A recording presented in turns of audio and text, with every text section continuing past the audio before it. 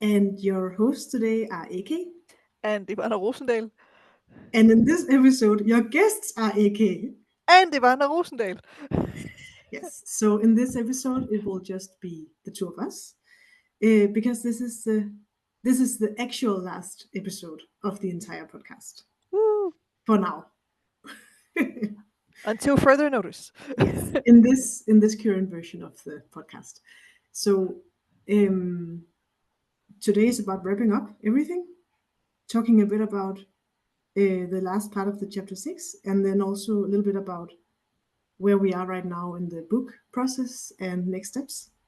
Yes. I'm excited that you and I get to wrap this up together. Uh, Yes. and also, we've both been kind of curious how this will go when we don't have a guest to talk to us. Yes, yes. Yeah, and we have been doing this for 2 years. Two We years, yeah. started 2 years ago.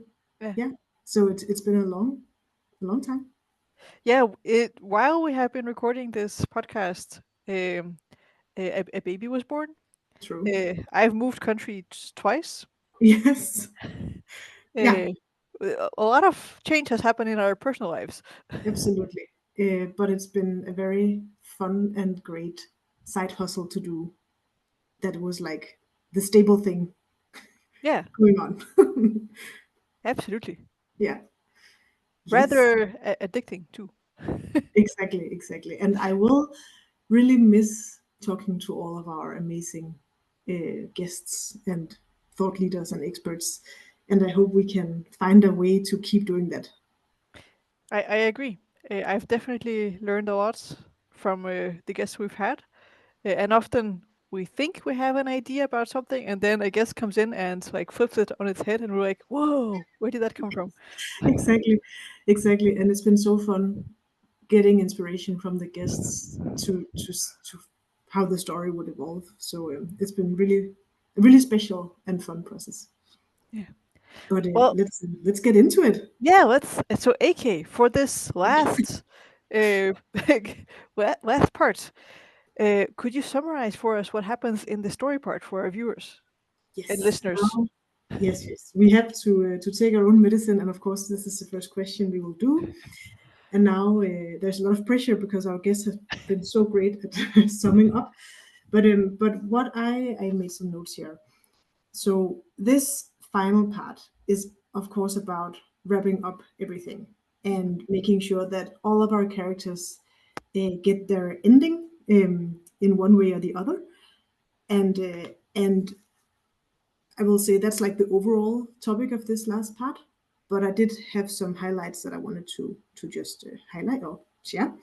So we start this section of the chapter in this meeting setting, where we have a group of people discussing the future of Zebra and how to kind of save the company, basically, because we learned that it's actually the financial situation is really really bad, and they will not have money to continue as is for very long. So there's a lot of pressure, and these people are in this room trying to figure out what to do.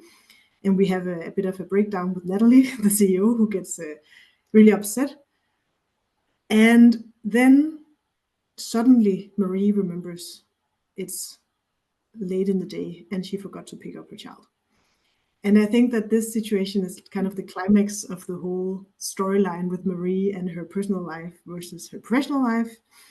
And she goes to pick up Ellie, who was picked up by another kid's mom, and she has a little standoff with this other mom, Carrie's mom, who we also met previously in the story. So I think that was an interesting part of the ending. Mhm. Then we also have a situation where Marie and Todd and Anne meet up in a cafe. Um, and Todd is this other HR professional from a competing company, and Anne is our friend who used to work at Zebra. And they meet up in this company and talk about this whole situation. And basically, I think it's Todd who suggests let's start our own company and advise people on organizational transformation. But we also learn later that this is not what Marie chooses to do, because she ends up actually joining Shaq in a new company. which is where they kind of spin out the data center and make it an AI learning company. And Jack will be the CEO, and he then offers Marie to become COO, and she is very thrilled about that. And that's basically, I think, like the main parts. Of course, then we follow all of the side stories and how they wrap up as well. And I think another interesting one is Mark, who is maybe one of the characters with the, I will say, least happy ending. He ends up in a little bit of a, like, I will say,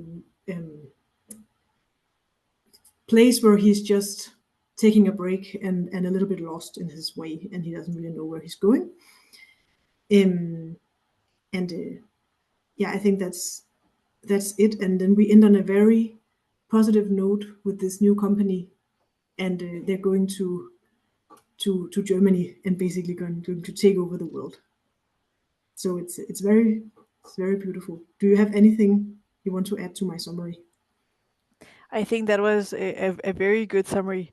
Another thing I want to highlight is Natalie's trajectory in this last part, where she kind of connects with her purpose, which is all about making um, making learning better. Yeah. That is her passion. And one of the things that crushes her with ASO is that that focus has been lost. And she ends up, well, actually going back to her teaching roots and focusing on that part. Yeah, we actually just discussed this with Sophie in this chapter about like like Natalie's that she is the CEO, but she also in this last chapter really wants to get into the product development part and say like, okay, I will fix everything then, and that wasn't really a good approach in her role as a CEO, because in her former position she had a team to do that. Yes. And she had a team who was working on trying to save the company. But I think that in this new setup with this new company, she's in a much better place. So Yeah. I think that was a good ending for her. Yeah. And she was doing a really bad job as CEO in Secret, that you can say for sure. So also good for everyone that she should not do that anymore. Yeah, and that's one of the topics that I would be interested to discuss with you today. It's this um, Natalie's trajectory. And we've had both guests and beta readers comment that, wow, she's a really incompetent CEO. Yes. Yeah, we did. And for me, it's uh, people have also commented, well, is it realistic that a CEO would be this incompetent? But from my perspective, I've experienced people in leadership positions definitely having been promoted above their level of competency and not always being able to catch up, or at least like in the process of catching up to their new level of responsibility. I believe it's called, was it the Peter principle, that you get promoted above your competency level. And Yeah, this can happen to a CEO too, right? absolutely. And I think it's also part of this is it unrealistic? I don't think so. Like one thing is we don't necessarily know everything. Like we only see, most of the time we see things from Marie's perspective. So we also don't know what Natalie is up to other than what Marie is seeing and interpreting. Um, so that's one part. There could be reasons for some of the things, I'm sure. And then the other part is that she could also be, I think we know this whole founding story of Zebra, where they used to be two people founding. Mhm. And I think that maybe part of the problem is that Richard was the person in charge of half of the things, and then he left, and she didn't get another person. It seems like that no one really replaced him. And I think that she was actually in a good place when they were a team, but after he left, I think she lost her way. And so I think that's also part of the reason why things were so bad with her, because she was actually in over her head and she missed that other part. So of course she should have seen that herself, and Mm. or someone, maybe an advisory board or something, or the board of directors should have been telling her to find another person to fill that role, or get some help or something. But I don't think it's unrealistic. Yeah, and I would agree. And also, like, I am a person who functions best in partnerships, like our partnership, AK. I need other people to complement me and for things to actually make sense. So I Yeah, imagine missing half the twosome yeah. would be detrimental to anything that I do. And I really think that could be the case in this situation. So for Natalie, so it's a good point from our beta readers and others. But I think unfortunately many people will recognize some of these things in their own professional lives. And that is also the feedback that we have received, that some people are like, wow, I've seen this. Yeah, exactly, exactly. And she did manage to, I think, another point worth mentioning, she did manage to build a company um, that many people wanted to save for, Mm. or want to fight for saving, right? A Yes. lot of people have been involved in trying to save zebra apps, and to some extent, I mean, Natalie has part of that. I think she should have credit for building that in the first place. I completely agree. Um, I have one of the people who has been fighting for zebra apps is Anne, who is no Yes. longer with the company. Hmm. And besides, in this last part, she and Marie and Todd, well, they hang out with each other and talk about organizational development. But we also kind of discovered that this whole time where we thought Anne always knew what the answers were and knew what to Yeah. do, she actually didn't necessarily know, and um, she was just trying to be helpful, but actually didn't know the answers. Yeah. When you read this piece, AK, were you disappointed, or or did this seem realistic? I was not disappointed. I think that it's a probably a realization that had been some time on the way for Anne too, like that kind Mm, of self reflection.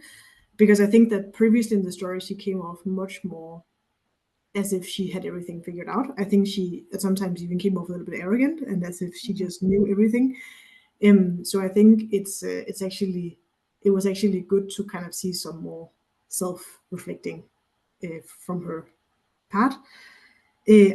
I was a little bit like disillusioned by that part about how there is this comment about like, oh, but we don't really actually know anything about, like, no one can really know how to make companies work better. So all we can do is just stay in the struggle. Kind of that was yeah. a conclusion, and I think that was a little bit like, okay, is this really the conclusion? That is so sad. But I personally don't think that is true. I mean, of course, I agree totally that it's a really complex area and it's really hard to make a plan. Of course, you I don't believe in you can just make a plan and say now we do ABC and then we will have the result and everything will be good. Mhm. But the reason I think part of the purpose of this entire story is to show that there are small things we can Yes. do and we can keep trying and we can experiment and we can really be aware and conscientious about how we can try to tackle these dysfunctions, both from a cultural perspective, structural perspective, uh, technology perspective. Very like Mm. these all these different lenses. I think we also had, was it Benoit from Yeah. the lady, we talked about this, the operating model and how to like apply different views when you think about making a company perform Mhm. and people happy, which I think is also a lot what this is about, not just the performance but also the well-being at work. No, I agree, and I disagree with Anne's disillusionment too. I think we definitely also know things that work better than others. Yeah. So, and also I think we as a behavioral science know which things not to do to make organizations work. And I think that a lot of, I think what we try to illustrate in this story is that often people can have really good intentions, but because it's human beings, it's so hard to predict Hmm. um, what will happen and how people will react. And there's so many factors in play. So it's really hard to just have this very linear approach of saying, in the beginning, Marie was all like, okay, we launched this culture program. Okay, we need to do a town hall and offset with the Mm. leadership, blah, blah, blah. And then at some point, she just gets completely distracted and caught up in a totally different direction than she had thought. And I honestly think that's very realistic. And what happens. And that's also what we're trying to write a story that people can recognize. Yeah, I absolutely agree. It's what is that saying? Uh, Life is what happens when you make other plans. Yes, yes, I think that's John Lennon, something like that. But yes, yeah, I think that I actually had that as this whole statement of that we don't know what how we can make companies work. But I had that as a question for you, so I'm glad we got to cover that. I have another thing that I'm curious about. We have this whole situation. Well, you and I are both mothers. Oh my God, I have this. I have this on my list as well. I will tell you the question that I have. Yes, go ahead. Then you can, okay, I can quickly do it, and then you can continue. I have, what the hell is Ellie's mom's problem? Now you Oh, go. I love the phrasing of that. Well, so Ellie's mom's problem. I think there are two things happening. First of all, it does seem like she might have an interest in Thomas, Marie's There's husband. something there, right? Isn't that? I think that was very suspicious. Like she called me 3 times this week or something. Yeah. Which is well, we don't get a lot of information about that, but it sure seems like there might be something happening there, some intentions. Yeah. Um, and then there's this whole competition, parenting as a competition, Yeah. and the mother wins who never fails and always Mm, succeeds. yeah. I don't know if you've experienced that in the daycare system that your child is currently in, but I have experienced this in like in the schools that my children have been in. That there can be this sort of kind of competition. I am the most superior parent, and kind of showing off parenting chops. I Um, think you have a lot more experience because your kids are a bit older than mine. yeah. I only have like 2 years. So it's not that bad yet, but I can definitely I kind of I feel the pressure without necessarily having met any parents who, Mm. try to make me feel better or anything.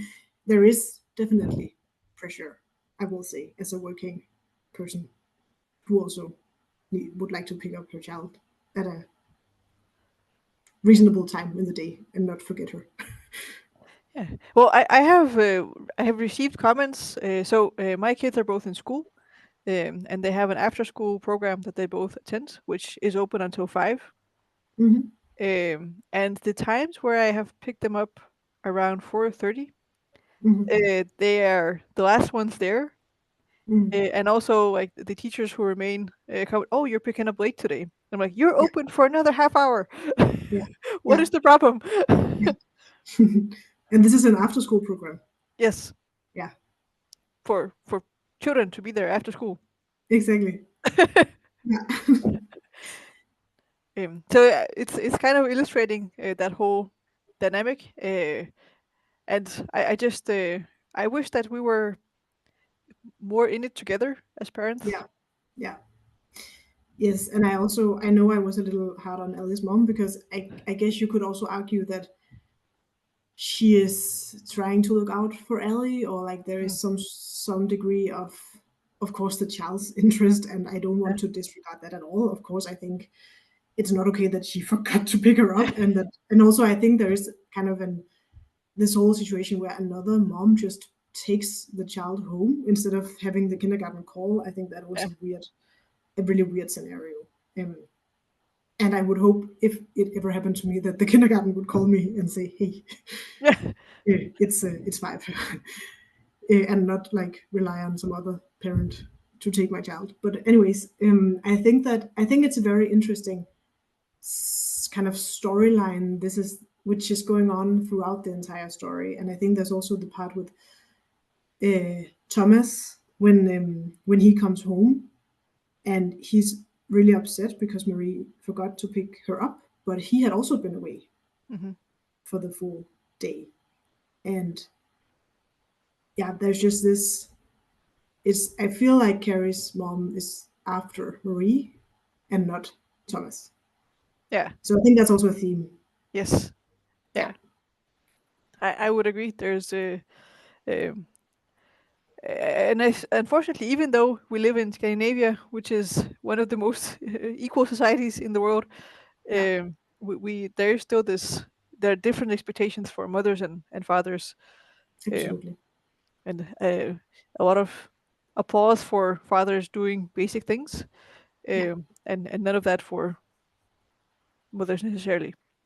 no, totally agree. I think both of us have the fathers of our children are very active and Yes, present and absolutely. in our children's life. And I would there's a lot of things that he is responsible for. Where I feel like people would normally ask me, and I'm just like I have no clue. Ask Kenneth. He's Yeah, the person. He knows all of this. He has like he's the one who knows what clothes she has down there in the yeah, kindergarten. yes, It does she have like extra spare clothes if she gets yeah, her stuff gets dirty? He's the one keeping charge of that. But everyone will always ask me. yeah, yeah. It's I the get that. same. The, Simon is in tell charge him. of. He's chief Playdate officer. Yeah, Um, good. but very often parents message me first, like, "Oh, can Kama have a play date on this date?" And I'm like, "Please ask Simon." Yes, exactly. Exactly.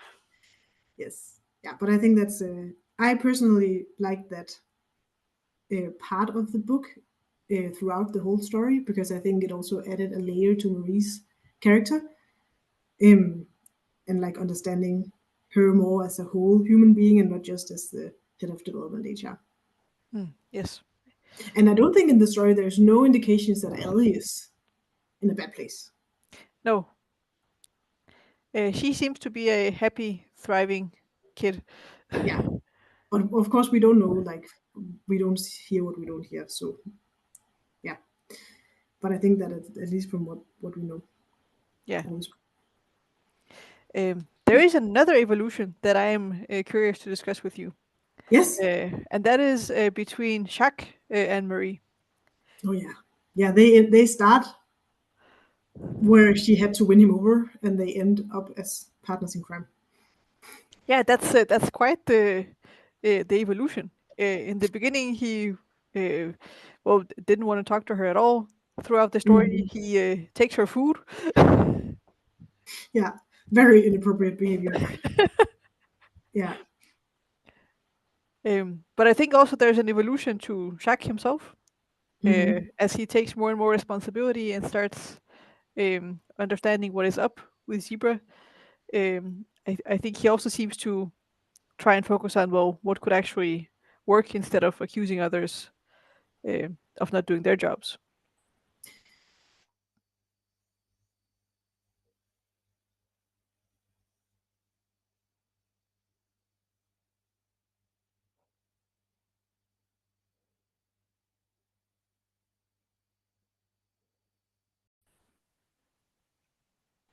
So to me, I think that the two people, at least some of the people I disliked the most, ended up being in the company that Marie joined in the end. So we have Shaq and Shane. And these two people have throughout the story both shown what I think are very problematic behaviors, and still they end up being the ones that she joins. So what do you make of that? I think that's a very good observation, and also like Shaq and Shane are definitely the two characters that I have been annoyed most with. Exactly. And the least popular ones, except for maybe Marie, who's also very unpopular, but we can talk more about that later. So Shane is this. Uh, oh, he has like a horrible way of talking to people, and he is arrogant and disregards other people's value. and thinks that he's the center of the universe. But then he actually does have good ideas. Yes. Yeah. um, and I don't know. There's a I, I think the jury is still out on Shane. Let's see how he fares in Yes. the new company. Yes. Yeah. And same with Jack. Like he has Yeah. also been really, I think, saying inappropriate comments, eating Marie's bun without Mm. asking, or like in general, it's weird. I think eating your coworker's food, even if you ask. Um, but yeah, so it was just interesting to me. But again, that might also be realistic. That like in the ideal world, of course, you would want to work with the people that you like the most as people, but it's not always how things pan out. And sometimes it's just not the people you like the most who are the ones that gets the best ideas, or um, have the role that you need in your new company. So I guess it's a choice. Yeah. Yeah. I would love to work with only people that I like. But that is I don't know if that's possible, or maybe even if that would be a good outcome. Yeah, that's also the question, right? Is it Yeah. maybe a good thing that they're not necessarily uh, the same types of people? Like, can it get Yeah. too uh, friendly? I was about to ask. Mm. Is that a weird question? Yeah, maybe that some of that friction is actually necessary to Mhm. make things progress. Yeah, of course, I will say I do think people should behave as normal human beings. Yes. So I do think Yes. that there should be like a standard for, and I think there should be a lower standard for what you can do at work. I don't. I think that some of the things that these two people, like some of the behavior they displayed, I would, if it was in my company, I would have had a conversation about that. Yeah. Also, to not like, I mean, Jack as a CEO, what a horrible role model Yes. with some of these things that he does. I think it's in this episode we also talked about this with Sophie, that he's calling out like, "Oh, Marie, you're coming in late," to the Yeah. person who's been like working around around the clock to save Zebra for all of this year that we're following their story. It's just very unnecessary and inappropriate. Yeah. Yeah. So this is also like the culture is going to remain a struggle in the new company. That's very likely, I think. But they do actually have a little talk about culture in the end, Jack and Marie, and I think that was interesting too. I think they talk about their values in the new company and whether or not to put them on a poster. Hmm. And Marie says kind of like, as long as we live them, we don't need a poster. Is that true? Ooh, but that's a beautiful tie back to the beginning of the story, Yeah. where the values, because they were not on posters or slides, they kind of got Yeah. forgotten and lost. Yeah. I mean, I don't know if there was a one-to-one relation, like if that was why they got lost, but I think that it would certainly have helped to have them Mm. more visible, right? So Yeah, people would not forget or let other things guide them in their life. I think it is helpful when values are continuously repeated, and also when making decisions in a company, saying, "Well, these are our values. When we have to make these big decisions, well, we should let our values guide us in how we make them." Yeah, absolutely. And I can say that you and I actually had our original idea with this book was that we wanted to write a book about how to work with organizational culture, which I think we did. I think we still Yes. succeeded with that objective, but I think that in my mind that would take us a different place. I Yes. had pictured that we would be more kind of um, giving advice on specific techniques to work with your values in a tangible way. And it would be more about like that part, the culture program itself. But then, real life happened and things took a turn and it's too Yes. And this is also that's we did end up doing something different than we had originally envisioned. which is the beauty of working iteratively or Yes. in iterations. Yeah. And part of it is the feedback we got from our guests as we went along. Mhm. But now we might actually end up doing something completely different based on the feedback from our beta readers who have read the story from end to end. Yeah. And one of the things some of our beta readers have advised us on is actually taking out all of the teaching elements Yes, of the book. and maybe this is also a good time to share. We had originally thought that we would be doing more of a practical handbook. Yes, So it would be more of a like with illustrations and a QR code, and then people could scan and could find all these tools that could tackle the things in the chapter. And maybe we will still do this. So I'm not yes, saying that that idea is dead, but it definitely we kind of stopped in the beginning. We have incorporated these teachable moments where we kind of list some tools and some ideas, and we kind of stopped doing that as the yeah, story evolves. So I think that one of our to-dos now is to find out how do we incorporate that element in a more natural way than it is right yes, now. yes. And maybe this is a good time to kind of give our listeners a summary of where are we actually at Yes, with this book. exactly. Agree, totally agree. Yes, where are we at? Well, first of all, it's we have a draft one of the manuscript. Yay! Uh, We have a book. We we talked have a to a book. we talked to a publisher who said, "Good, John. Good, John. Good job. You made a beginning, a middle, and an end." Yes. We were like, "Okay, thank you." We didn't know that was a success criterion itself, but apparently, many people never make it through this beginning. So it's good that we have all three. Yes. Yeah. And we've submitted the manuscript to a number of publishers, and we have actually, well, many publishers who are willing to work with us. Uh, Yes. luckily, um, also we have worked with a professional editor who uh, read our book from end to end and gave Yes. us amazing advice. He was amazing. Yeah. Yeah. Yeah. And I learned a lot about writing style. Um, Yes. like things I was like, oh, this makes total sense, Yeah. which I would not have learned otherwise. I think it was a really good process with her to kind of have someone outside of the entire process who had not been listening to the podcast or anything, who Yeah. was just like checking in and reading everything cover to cover. Because I think the other part of the story is, as we said before, it's been 2 years. It's been a long time. Many Mhm. things happened since we started. Yes. So obviously, it's also taken many directions that we couldn't have known when we Yes. started. So it was nice to have someone look at the whole product. Yeah, And then we had a number of beta readers read yeah. the book Thank from you end to so end. much. Shout out. You're Yes. amazing. Thank you. And we got a lot of very valuable feedback. Yeah, One person who read through the story commented on some of the technology choices that we make in the book. yeah. Yeah, he was like, Like, this is really weird. Like, why would they have this kind of server? Yeah. Okay. Maybe we should look into the technical part again. yes. And a lot of comments about the characters and the story arc, Yeah, which have been really good. I absolutely agree. Maybe we should share that one big thing that people don't like, Yes, let's share it.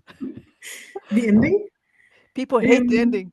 People don't like the ending, and this is basically what we're discussing today. That part of Yeah. the story, and what they don't like is that, first of all, some people think that everything wraps up too nicely, that it's a bit Yes. unrealistic, that Mark is basically the only one who doesn't get a happy ending. And then the other part is that Marie needs to leave to pick up Ellie, and then they make some decisions in the room while she's not there. And Mhm. the feedback is like, she's your main character, she should be there. We want to know how she reacts and how she feels, which is fair. Which is fair. It's like Which a is really no fair. moment. So, but yeah, I think there was also another attempt to make it realistic, because sometimes life happens, as you said, Ivana. Like, Yeah. you need to run for something Yeah. private or an emergency, and then you miss out on an important decision or discussion. But yes, I think that was an important point. And then I also noted, in terms of all of the characters, that the feedback we get again and again is that there is a lot to keep track of. So we need Yes. to find a way to make it. Either we need to cut out some of our people, which I don't think we will, but maybe we will have to. And the other approach is that we should try to make it give some tools to help people keep an overview. Yeah. Yeah, And it's that is like when they say kill your darlings in editing, like yeah, here we're talking about actually killing off people. yeah. Actual darlings. Yeah. Yeah, true. Very true. And I noted three questions down for you, and one of them we talked about already. So my first question is, and this is from the beta readers, so it was just to say like three things that people caught that I thought we could quickly discuss now. One thing we discussed already: why can Natalie get away with being so incompetent? We talked about that. Then we had another question about um, isn't Marie a little bit naive? Uh, And isn't she a little bit too junior in her decisions and way of navigating, considering her experience and level? Like, mhm. how did she make it to head of development HR when she's so stupid? That's Yeah. basically the question. So, yeah, what do you think? And that's such a great question. And also, like a lot of our guests who we had on the podcast point out all the shortcomings of Marie Yeah. and are very annoyed with her in general, which Hmm. is funny to have the lead character who people are really frustrated with. Yeah, exactly. uh, I think from my perspective, Marie just kind of throws her into some of these problems without necessarily having a thought through plan. And in my experience in working for large organizations so far, a lot of that happens.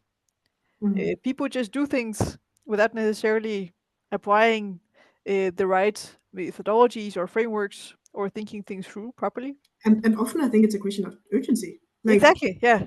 there's this notion in the company like we don't have time to pause right now and analyze for a month. We need to just Yeah. do something and try something. Exactly. Yeah. And I think that's driving a lot of these decisions. Yeah. And so for me, I've seen it too many times for this to seem unrealistic. Hmm. Hmm. There's also the other part about like, is it even possible to analyze a better way of approaching things? Like, Yes. is it so complex that the only way is actually just to try something and then iterate and learn and try again, which I think is Marie's approach.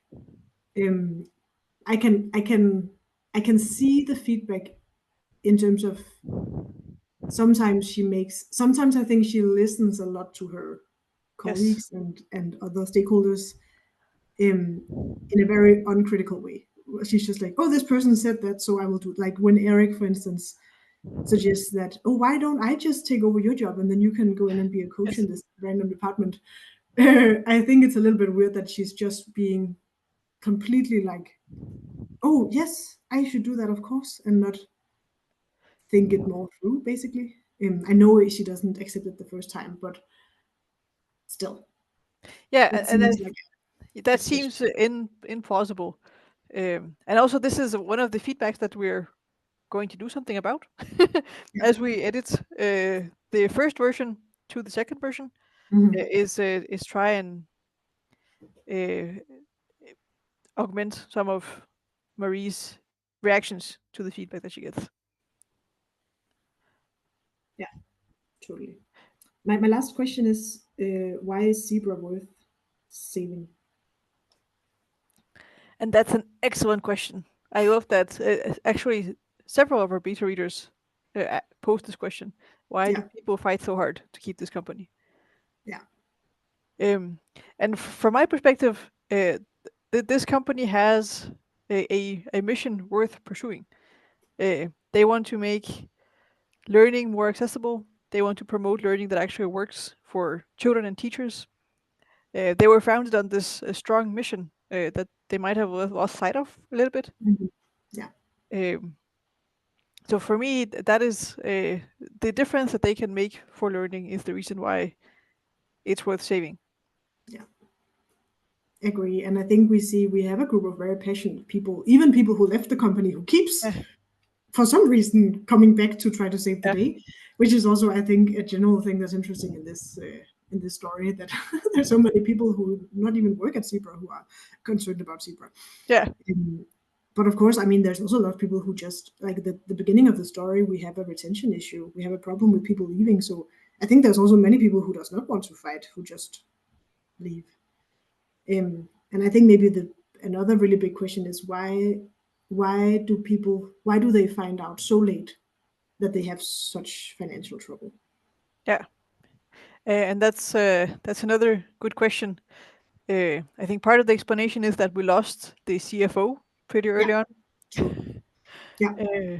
So he might have not been able to communicate that, and also the CFO while he was there was already a lawsuit happening, Mm, so he might have been distracted. Uh, absolutely true. and it took Jacques a little while to catch up and understand what was actually going on. Absolutely. Yeah.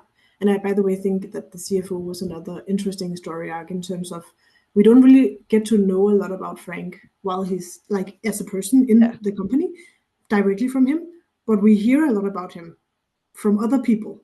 And I yeah, think it's just interesting how in the beginning we think he's kind of an asshole or like sorry, that was maybe a bit hard, but he's not that nice to Sheila yeah, in the facilitation session at the leadership offsite, and then he and there's this whole very fussy or like very foggy situation with Andrea, where we, I think, as a reader, you assume for a long time that there was kind of some sort of harassment yes, um, ongoing, and then it turns out to be something completely different. So I think it's also this we don't we get to love him more as the story unfolds and find out a lot about him after he's actually out of the company. yeah. And we've had mixed feedback on that too. True, very true. Yes. Yes, um, but yeah, I think I don't have anything else on my well, list. I have a question for you, AK. Okay, bring it Uh, on. usually, we ask our guests what they hope for Oh, happens next in the story. yeah. But I will ask you, what do you hope happens next with the book? Oh, good question. Oh, I was ready to think about like what I hoped for Zebra AI, but but it's okay. I can think about the real life book. I hope that we find a really good partner to publish with.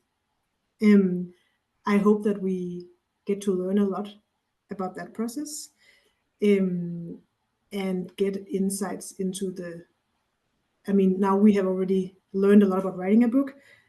I'm very excited for the next chapter, metaphorically speaking, about about how we actually get it out to readers. Yes. I think that part is going to be super fun. So I really hope we will, as I said, find someone to help guide us in that process because there is certainly a lot to think about and many different elements. And I think some of them we can probably do on our own, but a lot we need professionals to help us. Yes. I also really hope that we will be able to reach people with this story and Mm. that people will appreciate um, like the storyline in itself, but also hopefully be inspired by the different maneuvers. Um, and finally, that we can find a way to incorporate all of the amazing advice we have gathered from all of our great guests throughout these 2 years. Those are great wishes. What do you hope?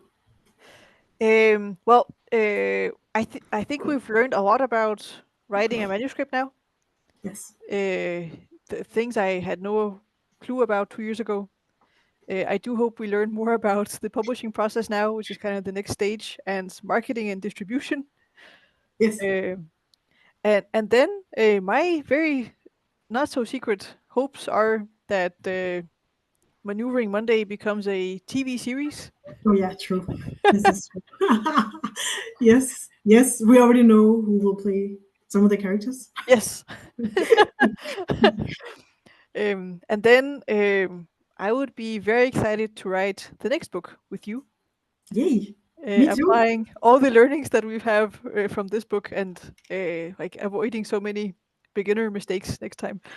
Yeah, by the way, if anyone out there is starting to read a book, we learned after finishing the manuscript that there are really good tools for keeping track of all Yes, the characters. you don't have to keep track of everything in your head. I have learned. No.